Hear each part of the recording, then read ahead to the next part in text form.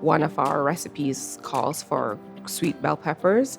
And every day I know the price of bell peppers. Like today, it's $1.29. Denise, Dixon, take one. I'm the owner and founder of Jamaican restaurant. Good vibes only. We are a group of 8 restaurants and bars, mainly in North London. We're opening a new one tomorrow, so it'll be 9 soon. The way we handle rising costs is, first of all to panic and then to sit down and say, okay, you need to try and be as efficient as possible. People are being more choosy with where they spend their money. So for us to be the business that they choose to visit, we have to make sure we're perfect every time. And then the price doesn't matter as much. It's really important to understand, well, this ingredient is more expensive and this ingredient can have the same taste with a lower cost.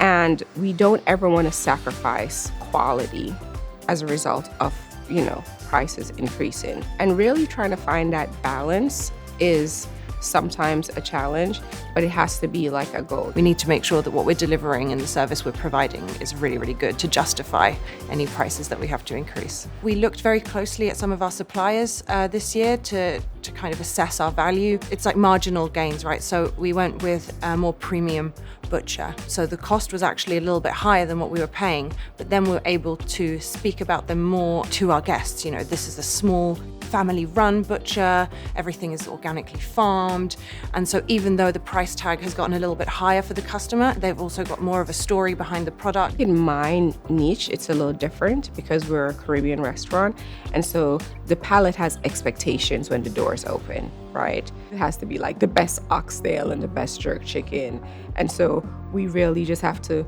find the best prices. And sometimes that means today we're not buying sweet peppers from this vendor. But the expectation with ethnic food is a little higher in terms of how it's supposed to taste consistently. So sometimes we get afraid of change because we're so scared of the customer. And now sometimes you have to hit that head on. You have to say, I get it, I really do, but my snapper has gone from $76 to $128. My plantains went from $26 to $48. That is 100% increase, and I can't increase the price 100%. So there has to be some incremental, increases. And surprisingly, a lot of times people get it because they go to the supermarket and they see what's happening with the prices.